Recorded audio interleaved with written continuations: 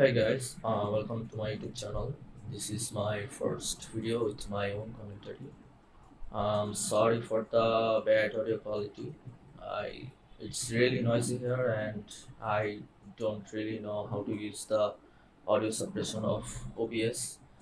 So my apologies. Let's go straight to the breakdown, shall we? Okay, so let's look what we have here.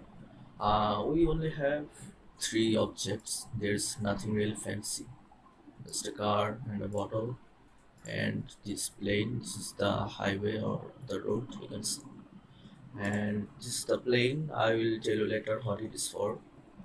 So let's go to the car. What I did here is only moved the car in z-axis from here to here. You can see the keyframes. And for the bottle, I parented the plane with the bottle, and the bottle went from here to here in this uh, time frame. And as for the bottle, I made it myself. It's just a standard bottle. I did not put much time into this. Okay, and let's go to the material view. See what the textures are. Okay. Uh, for the car texture, I got it from Sketchfab, and for the bottle, I used only not only yeah only the transparent PSTF and printable PSTF, and mixed them with the mix shader. That's pretty much all. Where's the material? Okay, and for the plane, what you did here is it's actually a image sequence of the water splash that you saw on the render. So there's no liquid simulation or anything, just a black and white video of a water splash. That's all on the textures. And yes, for the road, this is the road, and the texture I've got from a website. I can't really remember the name. I will, if I find it, I will link it down in the description for sure. And the weight, the you can see the weight and the waters here. This is in the roughness, and I controlled it with color ramp. Alright, let's go to the render view. That's what we are looking for actually. It's gonna take some time because I don't have a good laptop. I use a laptop, by the way. So I rendered it with the cycle engine here, and the sample is 200. I could reduce it, but you can reduce it to 100. I don't think there is much difference between 100 and 200, since the denoiser is really good. So as you can see, this is the render view, and yup, this is the HDRI I used. That's pretty much all the lightings and stuff that makes my scene really realistic.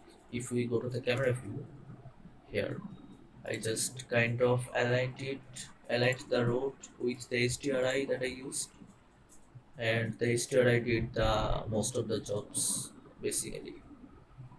And the water splash here looks kind of good, not so good. Here I just increased the brightness and the contrast to very high, so it would actually look good. If I put it down to zero, then I can't really see much of the splash. So that's why I went way too high with the brightness and contrast. And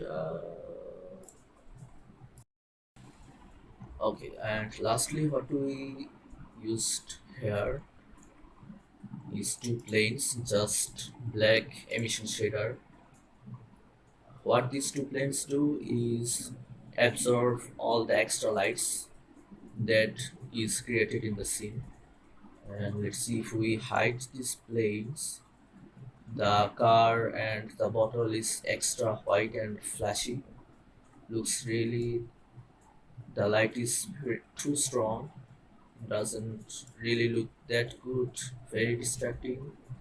So I added these two planes which absorbs the extra lights in here. You can use it or not. It's up to your personal preference. Okay, let's go to the camera. What we used in this.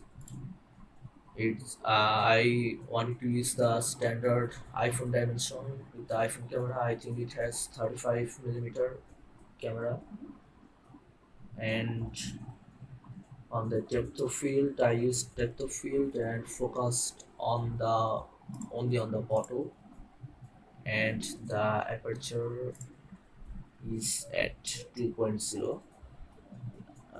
You can set it on the higher, a little higher, because iPhone has I think 2.4 or 2.8 aperture. I'm not really sure. I used it at 2. Okay, and on the render view, that's everything is on the default actually. The only things I changed is the sample to 100. You can reduce it to 100. Doesn't not really much difference there. And light bounces, I decreased it to 5 because its default is actually 12. You can reduce it to 5. 12 is not really it's just too high. You don't really need it. You can only go to 6, 5, 4.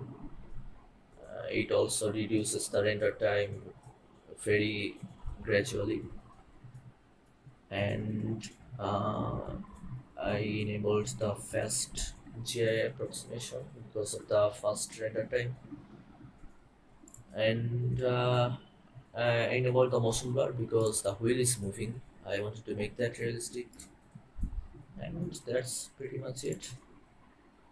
Yep, that's all. And on the output, it's on 1080 by 900 and 1920 24 fps and 231 frames.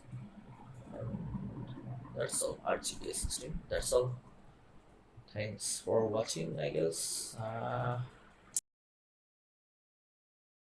Oh, and one thing I forgot to mention is the wheel moving. How I made it move.